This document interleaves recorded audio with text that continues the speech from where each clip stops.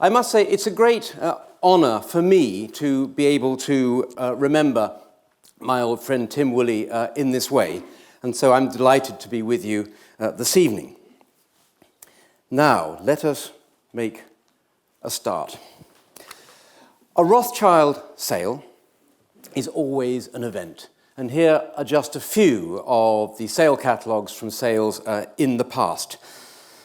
For it's surely no exaggeration to say that the Rothschilds were one of the greatest collecting dynasties ever. I even wrote, before I thought better of it, that they were the greatest collecting dynasty ever. But then names like Medici and Habsburg and Romanov came to mind, and I thought I might get shot down before I'd even started. But all of those were princes, with all that entails, and the Rothschilds were not. They were merchants, and their rise to being masters of properties like these was all the more remarkable. And these, by the way, are just the ones in Buckinghamshire. There were many others, at least 45, depending on how you count, across the country and across the continent. But we're not concerned this evening with their houses so much as their collections. For each of these houses was a treasure trove full of magnificent works of art. Take these old photos of Mentmore Towers and Holton House, for example, both richly decorated, and the Mentmore chimney piece straight out of 17th century Antwerp, one imagines. And it's surrounded by tapestries and set with top-flight 16th century Urbino Maiolica vases. Alfred de Rothschild's library at Holton was hung with pictures and furnished with 18th century French furniture, but its centerpiece was a magnificent display case filled with Renaissance silver and other works of art, at least one of which, sitting bang in the middle of the display, can be clearly identified today. Known as the Habsburg Rothschild Tatzer, and recently acquired by the National Museums of Scotland, this extraordinary piece belonged to the 10th Duke of Hamilton and was bought by Alfred at the Hamilton Palace sale in 1882. It's an amazing confection. It's what we call a marriage. The foot and stem were made in Spain in the 16th century. They're of gold and enamel, and they are of sensational, if slightly overstated, quality.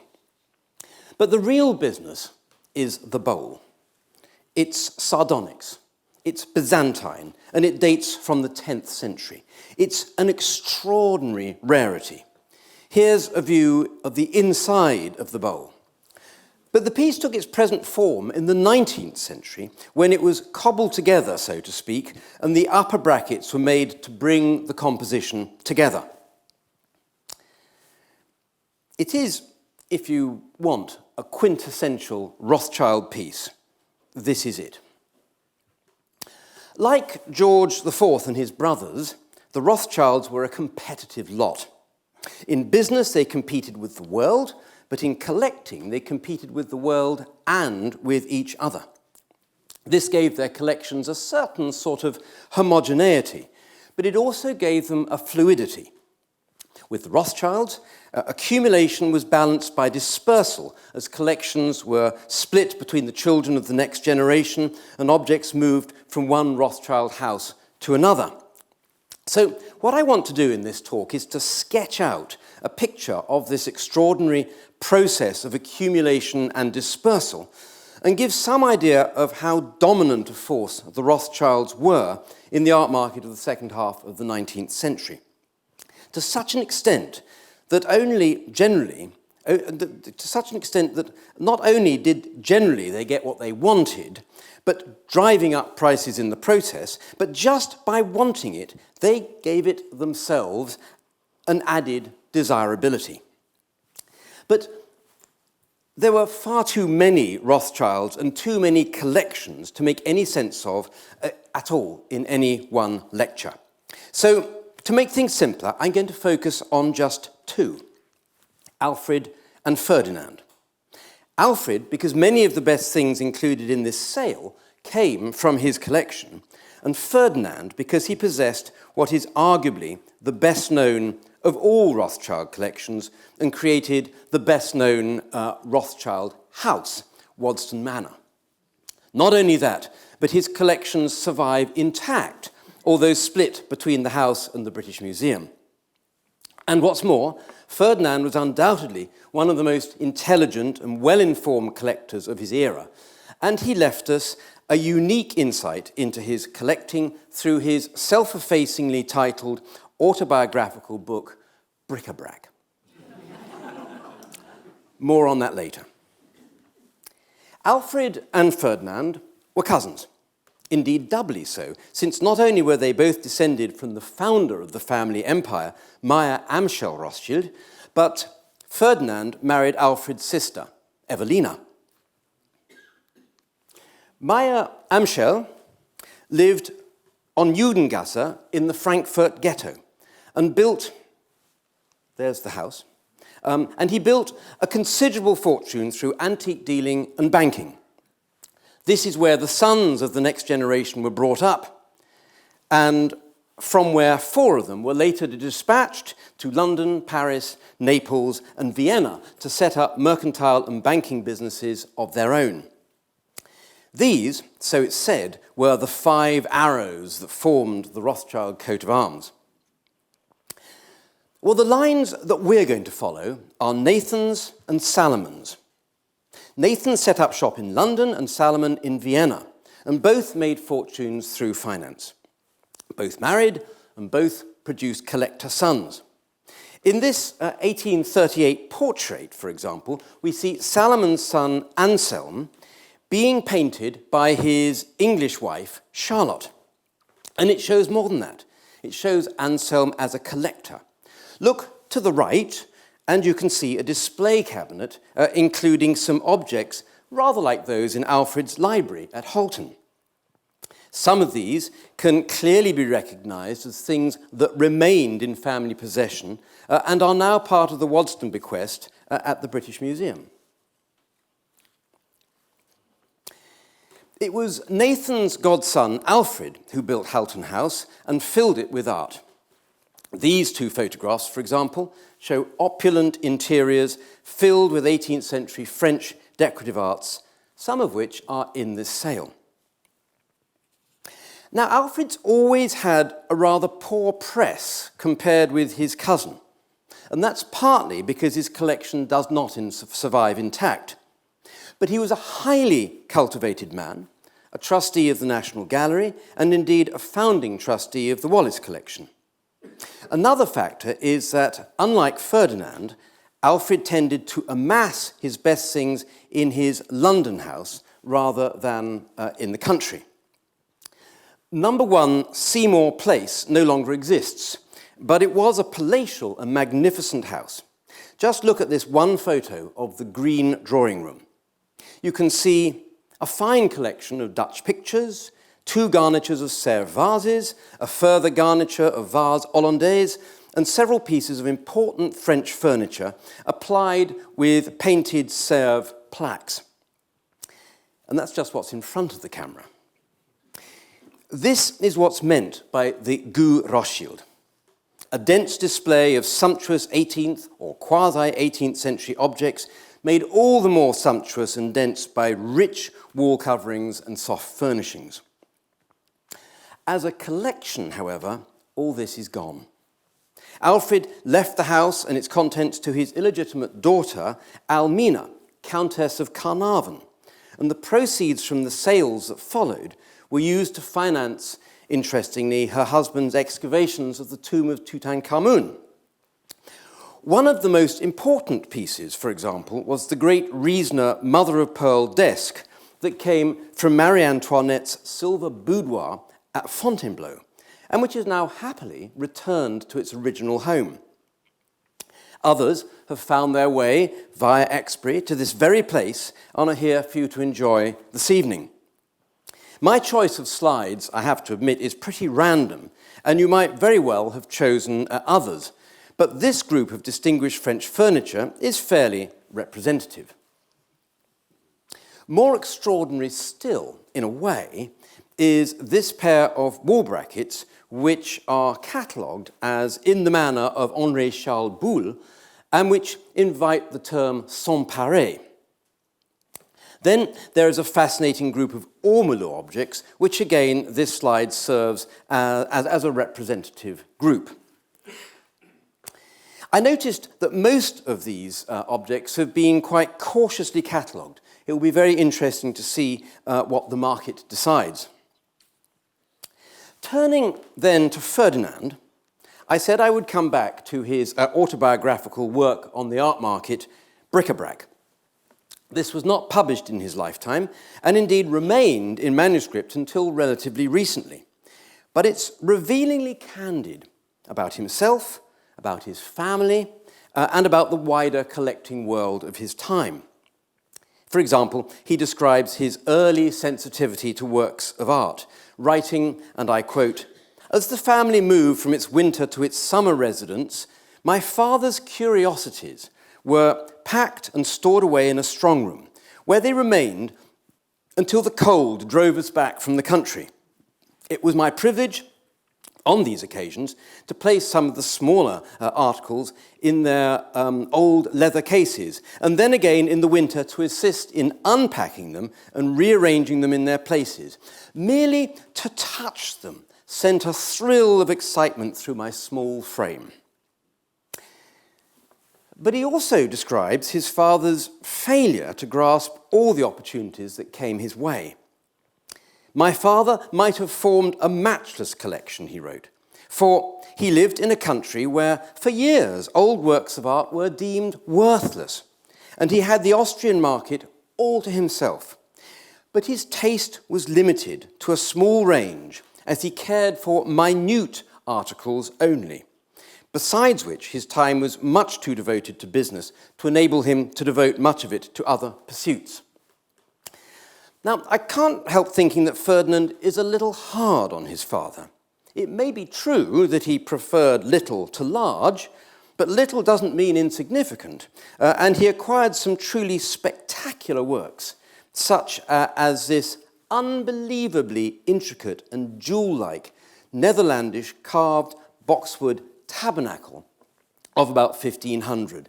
It's just that high, and to create that degree of detail in boxwood carving and all that undercutting really is, I think, scarcely credible. Even so, and even though his father's collection, itself partly inherited from his own father, was split two ways in 1855, what Ferdinand inherited was not at all bad and included most of the goldsmith's work. His brother, Nathaniel, however, got the Baroque ivories. Referring to those in bric-a-brac, Ferdinand gives us a wonderful insight into the sheer scale of Rothschild accumulation. "My father's most important acquisition," he wrote, "was made in about the year 1820, when he bought some 200 ivory tankards, vases, cups, and figures belonging to Prince Coltalto's collection. But I cannot forbear expressing my regret that my grandfather would only purchase the ivories." In 1865, Ferdinand married his English cousin Evelina and decided to make his life in England. Very sadly, Evelina died in childbirth just a year later. It cast a shadow over Ferdinand's life, and he never remarried. But perhaps he compensated by throwing his energies into other things, into philanthropy, into politics, and of course collecting. And collecting on Ferdinand's scale required not only resources, but space. The solution was Waddesdon Manor, built near Aylesbury during the 1870s and 80s on land he'd bought from the Duke of Marlborough. It's loosely based on the Renaissance chateau of Chambord in France. And most of the contents are French, though 18th century rather than 16th. Ferdinand used to say that the arts of 18th century were very easy to live with. Most of us wouldn't know. but he certainly looks comfortable enough in this photo of him sitting at Waddesdon, reading the paper, his dog Poupon at his feet, Sèvres vases on the mantelpiece, and Reynolds portraits on the walls. But what he did at Waddesdon was extraordinary, amounting, it's fair to say, to what is now the most important accumulation of French 18th century decorative arts in England, second only, or third only, to the Royal Collection and the Wallace Collection. And this is all the more remarkable when we remember that George IV was doing his collecting in the aftermath of the French Revolution, when great treasures were flooding onto the market and available as never before, and that the Wallace collection was formed over multiple generations. Ferdinand formed his collection in just a few decades, and in less auspicious times as well. Here are just a few of the wondrous objects at Waddesdon Manor. Outstanding French furniture, such as 2 commodes by Riesner and Charles Cresson, a Sèvres dinner service and a vaso à main, and of course, great paintings. Sadly, devastatingly so, the collection of gold snuff boxes at Waddesdon, some would say the equal of those at the Wallace, is no more. Around 2 a.m., some of you may remember this, around 2 a.m. on the morning of the 2nd of June, 2003, a ruthless armed gang breached the security and burst in. They smashed the high-security display cases and grabbed the boxes. More than 100 of them. What can it have been all about? Surely not one of those fabled stolen-to-order jobs, for they took no care of them. They dropped one in their rush to get away, and when their burnt-out vehicle was examined later on, others were found half melted down in the wreckage. No, sadly, they can only have been stolen for the bullion. So chances are we will not be seeing them again. This is a rather poor quality image of the boxes on display, and this is a rather better one of a small number of them. They were indeed very distinguished. Well, fascinating though all this is, I want to turn now to another part of the Waddesdon collection altogether, the part that was housed here, in the new smoking room, a private and very different space where Ferdinand entertained special guests. This was where he housed his Kunstkammer, or Wunderkammer, a unique collection of precious medieval and Renaissance objects. About a third of the bequest is made up of objects he inherited from his father, some of which we've seen already, if you remember. The rest he acquired himself, often at immense expense, during the last 20 years or so of his life. And it was the part of the collection that I suspect was closest to his heart. What he was doing in the installation at Waddesdon was essentially a recreation for his own time of the sort of collection built up by Renaissance princes and which formed collectively a kind of microcosm. But it could not have been confused with a real Renaissance Kunstkammer. For one thing, it was too full of comfortable chairs and sofas, and for another, the arrangement of the material didn't follow the sort of quasi-scientific classifications used in the 16th century. The contents of this cabinet, for example, is a complete mixture. You've got glass, silver, enamel, ostrich eggs, a Seychelles nut, and so it goes on, all arranged without any rules beyond what looked well together. This is not how it would have been done in the 16th century. And yet the effect, in a sense, was similar. And this was the collection that shortly before he died in 1898, he gave to the British Museum, where it remains to this day for all the world to see. This munificent gift, incidentally, was partly motivated by enlightened self-interest, because in making over such a hugely valuable collection to the nation, he triggered a significant tax saving that effectively enabled his successors to hold on to Waddesdon and its remaining contents so that they too could eventually enter the public domain as they have done. But just as we can't do justice to the entire world of Rothschild collecting in this talk, so we can't actually do justice to the Waddesdon bequest in all its vast range and complexity. So what I'd like to do now is to show you just a few of the pieces, tell you some of the fascinating stories that surround them, and relate, where appropriate, to a few of the pieces in the Exbury sale. The latter won't be entirely easy because, by and large, the Wunderkammer elements from Exbury don't really compare with the Waddesdon bequest. But sometimes they do, and sometimes in quite surprising ways. So let's start with a piece that falls beyond any such comparison, the great Holy Thorn Reliquary. It's an object with an extraordinary history. It was made in Paris around 1400 for the Duc de Berry, brother of Charles V of France, to house a thorn believed to be from Christ's crown of thorns. It's about as precious a relic as you could imagine, and the reliquary is suitably sumptuous, indeed one of the most miraculous medieval jewels to have survived. It's made of gold, with precious stones and enamel, and shows Christ in judgment at the centre. He's surrounded by the apostles, with God the Father above, and the general resurrection taking place at the base. On the back are two wonderful doors embossed with St. Michael and St. Christopher.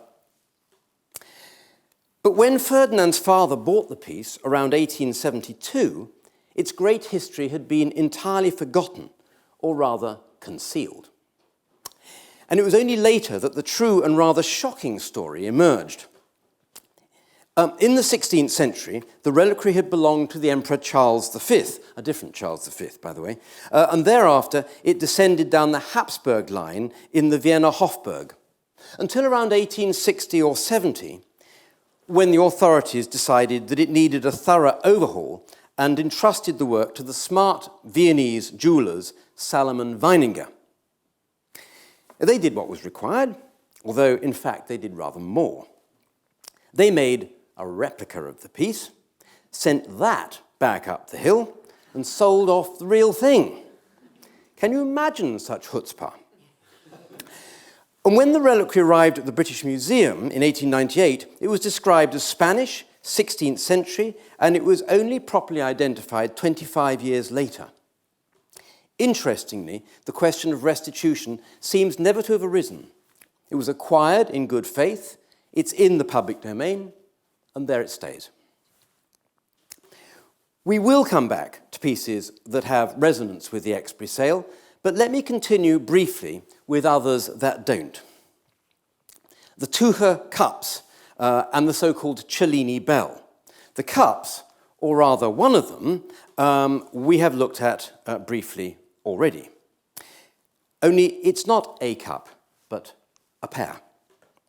By Christoph Lindenberger, made in Nuremberg in 1568 for the Tucher family, one of the great patrician families of that city. I'll let Ferdinand take up the story. He wrote that, my father had a serious rival in my uncle Anselm, who formed a fine collection of old German plate. Once, a pair of beautifully chiseled cups dated 1568 were offered to my father. The value, according to the then custom, went as usual by the weight, and as the cups were small, the price was trifling. For some reason I've never ascertained, my father would only purchase one of the cups, and he persuaded his uncle to take the other. This uncle bequeathed the whole of his plate to my cousin Alfred, while my father's came into my hands. And one day, while deploring to my cousin that the pair should have been divided, he most generously pressed the acceptance of his cup on me, so that after a separation of more than 50 years, the two have been united again. Shown graphically, it's a remarkable story of divorce and remarriage, and how right Ferdinand was to be exercised about this, because there's no doubt at all that seen together, they are much more than the sum of their two parts. They are also, in a way, the quintessence of Nuremberg mannerism and Goldsmith's work at its best. But that's another story. You can't tell the story of the Waddesdon bequest, certainly not when looking at its silver, without mentioning the Cellini bell. When Ferdinand acquired it in about 1880, it had a particularly illustrious provenance, having been bought in 1772 by Horace Walpole for his famous collection at Strawberry Hill, where he displayed it in the Tribune. But spare your eyes, because I don't think you can see it in this image, but contemporary accounts said that's where it was. It was known as the Cellini bell because Walpole himself was convinced that it came from the hand of the great sculptor, and pretty well everyone seemed to accept that. Everyone except, to his great credit, Ferdinand Rothschild. Ferdinand, while no less pleased to have it, thought it was by the Nuremberg goldsmith Wenzel Jamnitzer. And how right he was. This was a time when Cellini was the most famous of all 16th century goldsmiths due to his very well-known autobiography, very racy autobiography, and almost any great virtuoso goldsmith's work from that period tended to be attributed to him. But Ferdinand had a more independent mind. He didn't see anything in the amazing naturalistic castings to connect with Cellini, but he did see a resonance with the base of Jamnitzer's great Merkel centerpiece, which is now in the Rijksmuseum. It stands about this high. It's the most extraordinary piece. Here, Ferdinand, it must be said, had an advantage, for the centerpiece just happened at that time to be in the collection of his cousin, Meyer Karl Rothschild, and Ferdinand had been able to study it. A field close to the collective Rothschild hearts was silver sculpture, and it's one richly represented in the Waddesdon bequest, as this group shows, and actually there are more. They had all sorts of functions, from purely ornamental to serving as drinking cups by removing the heads, or, in the case of the huntsman in this group, concealing a clockwork mechanism in the base that allowed it to be wound up and trundled across the table to amuse the doubtless well-oiled diners. And it's on this theme that we come to the first real resonance with the present sale. For the pair of small figures lie square in this tradition. These came, it seems, from the collection of Alfred's grandfather, Nathan. Like other pieces in the sale, they've been cautiously catalogued as probably Augsburg, late 16th or early 17th century. But they're hard to place, and there are features about them that are difficult to come to terms with.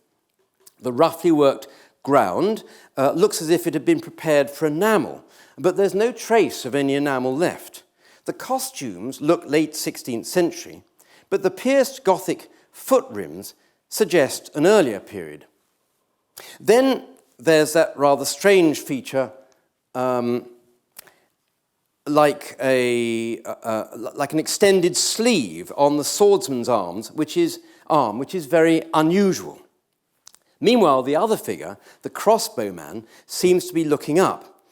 He was, anyway, apparently holding an arquebus when he was catalogued in Alfred's collection in 1884. Perhaps, though we just don't know, the two figures were originally part of some larger composition that was subsequently broken up. From the pages of bric-a-brac come a remark that you might very well consider a hostage to fortune. From the start, from the time I seriously entered the lists as a collector, I have only acquired works the genuineness of which have been well established.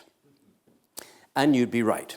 For if Ferdinand were to visit the Waddesdon bequest today, he would be horrified at the number of labels saying 19th century.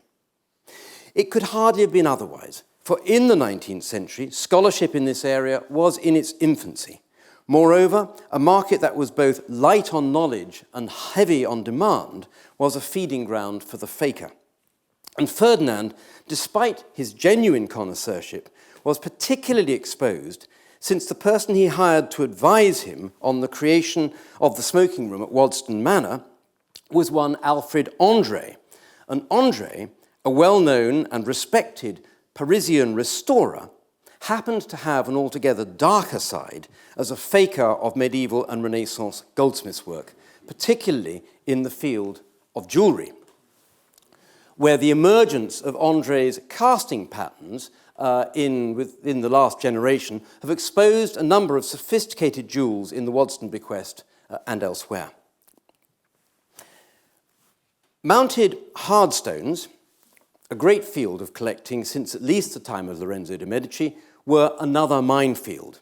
Take this group here, all from the Waddesdon bequest. They were all originally catalogued as medieval or Renaissance, but scholars have pondered, and as they've done so, the picture has become more complicated. These two bowls have always passed muster and are firmly attributed to the Miseroni workshop at Prague in the early 17th century. They're quite marvellous. These three, on the other hand, are less secure. The superb agate vase on the left came from Chatsworth shortly before Ferdinand died. The body is almost certainly classical, but the gold mounts are controversial. The mounted agate vessel in the middle was originally thought to be entirely medieval, but now only the bowl and foot are thought to be old, the rest cobbled together. And a similar verdict has been reached on the heliotrope ewer on the right-hand side, originally 16th century, now only the body passes for that date. Well, just where on this spectrum does the charming little agate vase in the Exbury sale fit? If you haven't all noticed it, don't be misled by the image here. It's about that size. So where does that fit? It's just a couple of inches high. The agate is finely carved and the gold mounts reassuringly modest. It's been catalogued now as possibly ancient, and so it might be.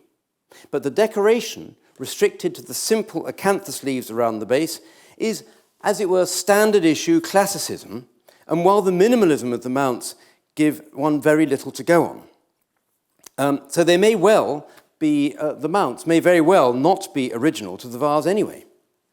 Then comes the question, is it a complete object or is it a fragment? Could it have started out perhaps as the stem or finial of a much bigger and grander object like these two in the Prado? Indeed, zooming in on the vase on the right, perhaps, it makes better sense as a stem, given the rather odd profile at the top with that strange bun-like element beneath the little gold flame motif at the very top. But whatever you conclude, it's a very choice and desirable thing, and it would sit very well on the shelves of the Waddesdon bequest. But it's a brave cataloguer who sticks their neck out and plumps definitively for a specific date. Something else that would sit very well in the Waddesdon bequest are these two hardstone spoons, both made of carved and polished hardstone with fairly minimal filigree mounts. They were probably made, broadly speaking, in the Hungarian-Romanian region in the early 17th century. They're definitely chic, but it's their restraint that is their best passport to authenticity. These ones in the Waddesdon bequest, on the other hand, are much flashier and need to be looked at more circumspectly. In fact, only the one at the bottom, with its heliotrope bowl and enamelled gold handle, is 16th or 17th century, probably. The other two are almost certainly 19th century fakes. These fakers certainly knew what they were about, and some of the most spectacular objects in the Waddesdon bequest are out-and-out fakes, like this amazing gold-mounted rock crystal heron cup, made of superbly carved rock crystal, mounted with gold, jewels, and enamel. Until around the 1970s, objects like this have always passed almost unquestioningly as 16th century. They were simply too good, too sophisticated, too refined not to be. And yet they aren't. Along with André, they are the work of one of the most talented fakers of goldsmith's work who has ever come to light. His name was Reinhold Wasters. He trained as a restorer in the great cathedral treasury of Aachen, and he worked for an unscrupulous dealer called Friedrich Spitzer. Ferdinand knew Spitzer and didn't trust him an inch. But he didn't know Wasters. Nobody did. So how was it that he was unmasked in the 1970s? Well, the answer to that is that at some stage, a collection of his working drawings had found their way to the V&A, where they'd been miscatalogued and lain unnoticed until discovered quite accidentally by the late Charles Truman, who then proceeded to publish them.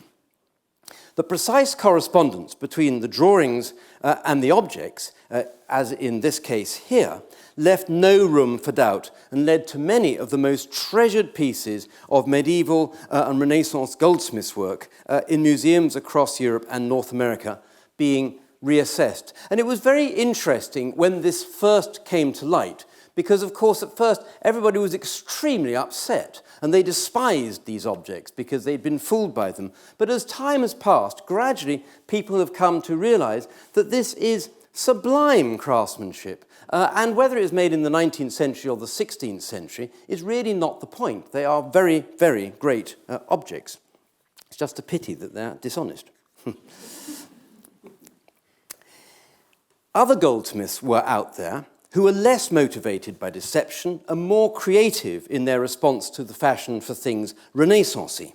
And one of the best was Jean-Valentin Morel, a French maker who left France for England in 1848 and caused a sensation at the Great Exhibition in 1851. Morel made this gold and enamel-mounted agate bowl shortly before leaving France. It's very much inspired by mannerism and Baroque, and one doesn't have to look far for its exact source of inspiration. Things like these 17th century vessels from the collection of Louis XIV in the Louvre, cunningly combined to make a completely new form.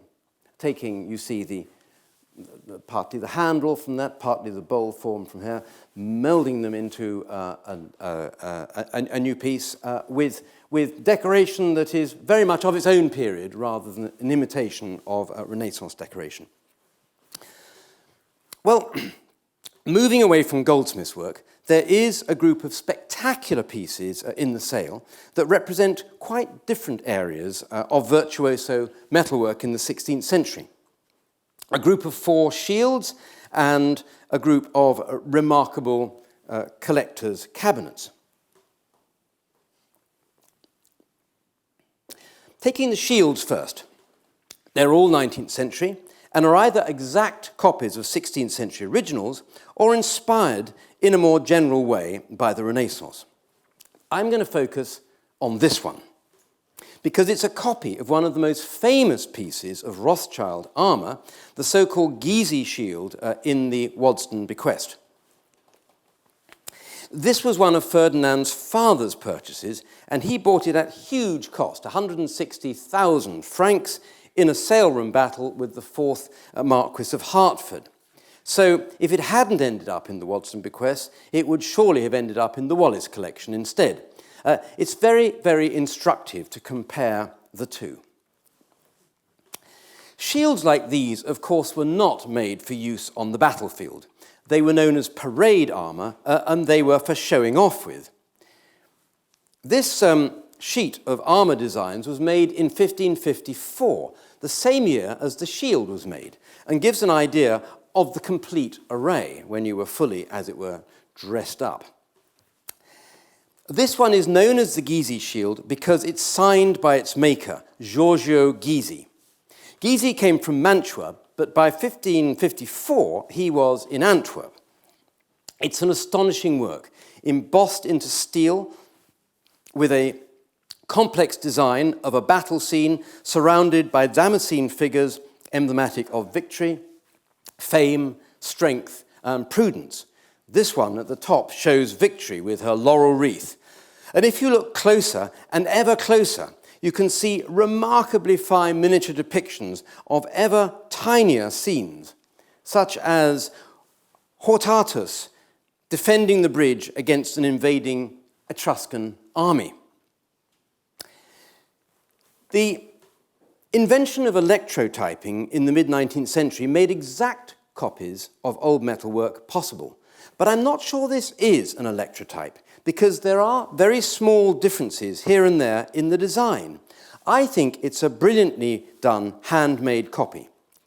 Sadly, it suffered a bit from corrosion, but I'm sure that once it's been tenderly ministered to by a competent metal conservator, it will look quite wonderful and a tremendous testimony to the skills of 19th century copyists.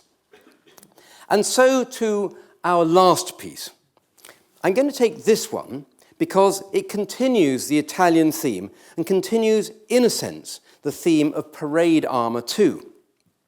For the panels that make up the front of this cabinet are Milanese and are almost certainly made by somebody trained in the field of parade armour. The cabinet itself was made in the 19th century rather than the 16th, but we can't be sure exactly what the original configuration of the panels was. But this is a relatively minor matter, since the real point of interest is the panels themselves. The catalogue suggests a possible attribution to one Giovanni Battista Panzeri. I wouldn't know. But that doesn't really matter, since it's their quality which speaks for itself. Embossed in high relief out of resilient steel, they've been enriched by damascening and fire gilding, and they are remarkable miniature works of art. The iconography is all set out in the catalogue, and what follows is, I confess, pure plagiarism. The large central panel depicts Gaius Mucius Scaevona before the Etruscan king. The king was trying to invade Rome, and when Gaius was captured, he bravely declared, "I am Gaius Mucius, citizen of Rome. I come here as an enemy to kill my enemy, and I am ready to die as I am to kill. We Romans act bravely, and when adversity strikes, we suffer bravely." And with that, he thrust his hand into the fire to prove his point. That did the trick, and the king promptly released him and sought a treaty with Rome. The other panels show further episodes from the same story. This one shows, probably, a Roman woman, Cloelia, blocking the king's path as he advances. Once again, the king was impressed by her heroism and let her go, together with his hostages. Next, we have Hortatius leading a charge, followed by a scene you will recognize immediately because we've seen it already on the Gizeh shield. Hortatius defending the bridge over the Tiber. And finally, one of the most celebrated acts of heroism from Rome's legendary history. Marcus Curtius saving Rome by leaping into a chasm, horse and all. What happened here? Well, for reasons that aren't fully explained, a mysterious fiery chasm had opened up in the Forum, and the auguries declared that it would not close until Rome's most precious possession had been sacrificed. Declaring that that possession was nothing other than the courage of its soldiers, Marcus Curtius leapt into the chasm. So there it is. Riddle solved, Rome saved, job done. And that, ladies and gentlemen, is my job done too, but I'd just like to round off with a brief coda. The smoking room at Waddesdon Manor, as we've seen, was stripped bare by the bequest to the British Museum, and it must for a while have cut rather a sad sight. But time has brought a healing hand, and phoenix-like, it's risen from the ashes to some semblance, superficially at least, of its former glory. Since taking over as guardian angel of the manor, I put it like that because the legal owner of the house and its collections is now the National Trust, Lord Rothschild has refilled the smoking room with new loans. that in general character, if not in detail, remind the visitor of its appearance in Ferdinand's day. Here is what it looks like today. And it's a strong reminder, as one could wish for, that even if not on the level of 19th century collecting, Rothschild collecting still goes on, and long may it continue to do so. Thank you.